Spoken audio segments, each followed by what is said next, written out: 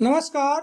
चुनावी समर में आप लोगों का स्वागत है। यूपी चुनावों से पहले मायावती की कोशिशों से बसपा में एक पार्टी का हुआ विलय, जिसको देखकर भाजपा के उड़े होश। जी हां, विधानसभा चुनावों में भले ही कुछ लोग बसपा को कमजोर पार्टी मानकर चल रहे हों, लेकिन बसपा की यह पूरी कोशिश है कि चुनावों में भाजपा को सत्ता में आने से रोका जाए। इसी कड़ी में मायावती ने चौंकाते हुए आजाद भारत पार्टी का बसपा में विलय करा दिया है। आपको बता दें कि बसपा के राष्ट्रीय महासचिव सतीश चंद्र मिश्रा के कार्यालय पर हुए इस विलय में वाल्मीकि समाज, सोनकर समाज, निषाद समाज, कश्यप समाज और युवा वर्ग ने बसपा को मजबूत करने का संकल्प लिया। उन्होंने कहा कि मायावती कभी नहीं सोचती कि किस समाज ने उनको वोट दिया, क्योंकि वह सर्व समाज के विकास करने का काम करती है। उन्होंने कहा कि 2007 में सरकार बनने पर 1.10 लाख लोगों को तत्काल प्रभाव से नौकरियां दी गई थी, जबकि महान हस्तियों के स्मारकों और पार्कों के लिए मायावती और पार्टी ने 110 मुकदमे झेले हैं।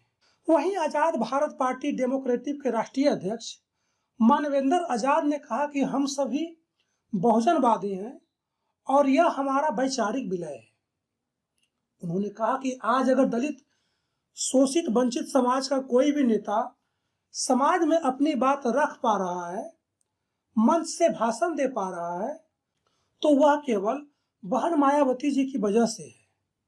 उन्होंने कहा कि बहन मायावती ने हर समाज के लोगों को मजबूत करने का काम किया है।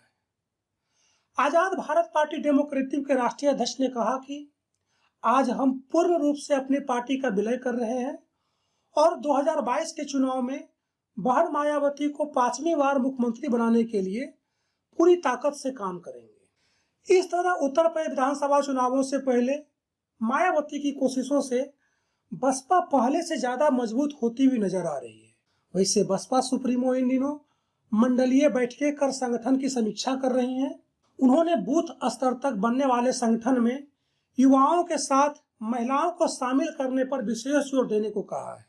बसपा सुप्रीमो ने इन दोनों वर्गों का एक ऐसा समूह तैयार करने का निर्देश दिया है जो विधानसभा चुनाव में बसपा को जीत दिलाने का काम करेंगे। बसपा सुप्रीमो ने 15 अक्टूबर तक हर हाल में संगठन के गठन का काम पूरा करने का निर्देश दिया है। यानी कि मायावती की आक्रामक रणनीति और बसपा में अन्य पार्टियों के विलय से बहुजन समाज पार्टी पहले की तुलना में ज्यादा मजबूत होती नजर आ रही है। धन्यवाद।